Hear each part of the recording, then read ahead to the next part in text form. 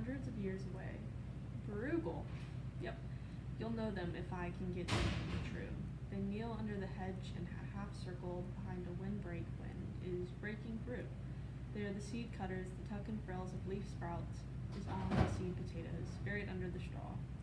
With time to kill, they are taking their time. Each sharp knife goes lazily, halving each root that falls apart in the palm of a hand. A milky gleam, and at the center, a dark watermark. Oh, calendar customs, under the broom yellowing over them, impose the freeze with all of us there. Our anonymities.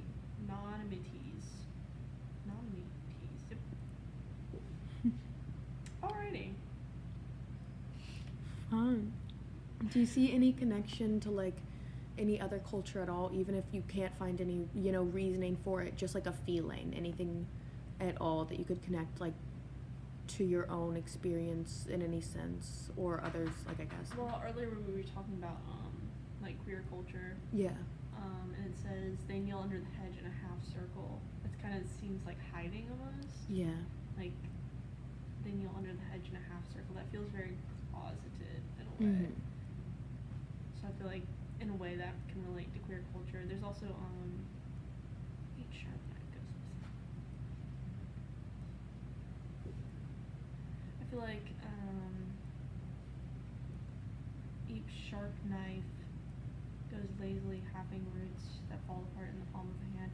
That kind of feels like almost feeling like half a person in a way. Like with mental health, just being like, I'm only half a person, not feeling truly your whole self almost.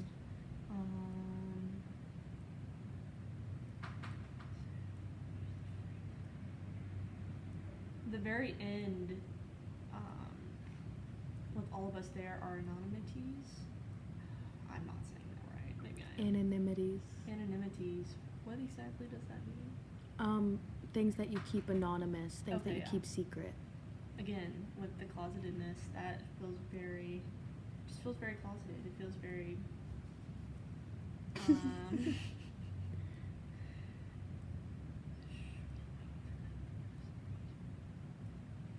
yeah, it feels like going back up here with kneeling under the hedge and then coming down here. It feels like you haven't moved, that you're staying in the same place, and being just hidden forever as half a person. Yeah. Very sick. I like it. Cool interpretation.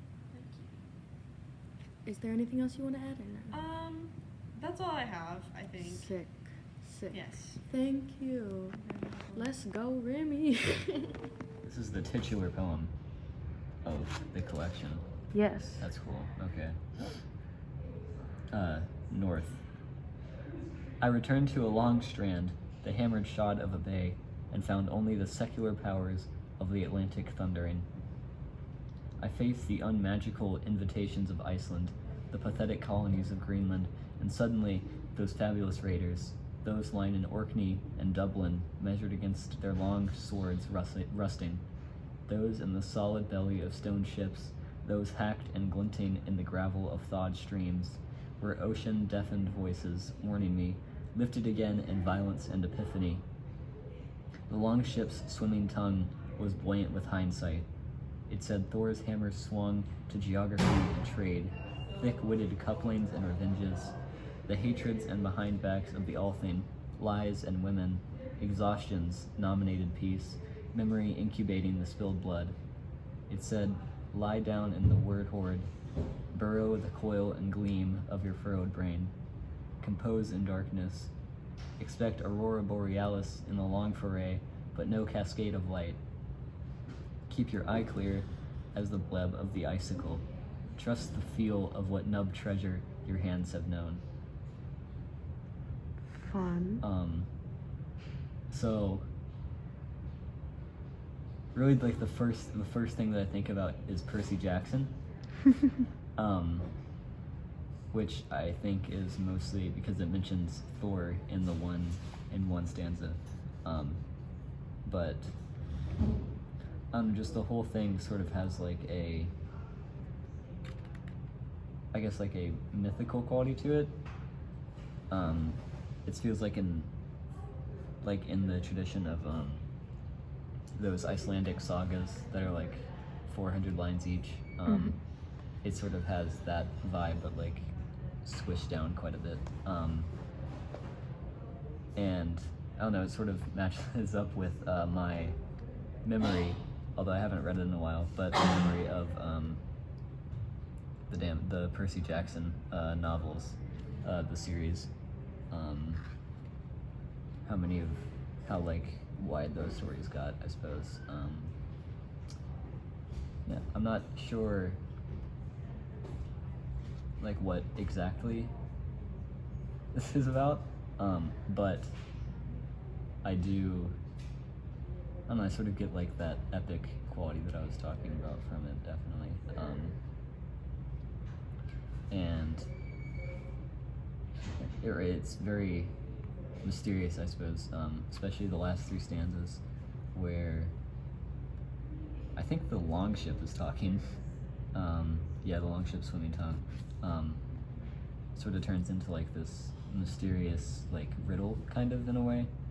I don't know, I think it's sort of reminds me of like a Lord of the Rings kind of thing, where you sort of have to like figure out what this like mysterious like force, this otherworldly force, like this longship kind of is, what it's saying, I suppose. I mean, it just has that sort of quality, that energy to it. So you would say that you're like connecting this piece to the culture, I guess, of like, I don't know how to put it other than fantasy, mythology, kind of like I don't know, I feel like that is kind of a cultural phenomenon in a sense. Yeah. So. It has a fantastical quality to it. I would say that's what it makes me think of the most. Yeah. Anything else? It feels, for whatever reason, it feels more English, like British, than Irish. I don't know what it is about it, but it just has a more London-y tone to it, in a way. I don't know what that is, but yeah. Fun. Yeah.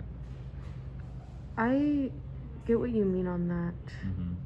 I personally I get that kind of from almost like I don't know how to put it, it's very like a powerful tone, almost like conquering at times. Imperialistic. Yeah. Yeah. So that's kind of what makes me feel like the British tone, maybe more so. But he uses some ornate language. Yeah. But I think that's just how he writes, but he certainly writes like an Englishman. Yeah. So basically you're saying fuck Heaney. Huh? You're saying fuck Heaney.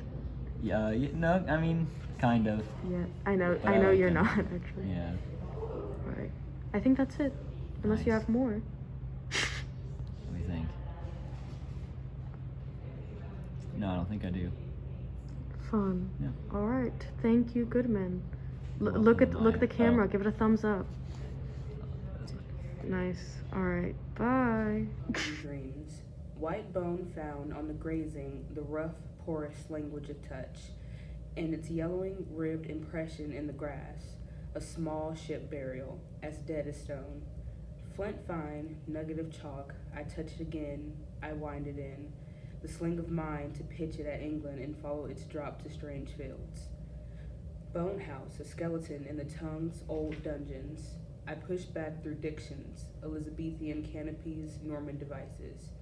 The erotic mayflowers of Provence and the ivied Latins of churchmen, to the scops twang, the iron's flash of consonants cleaving the line.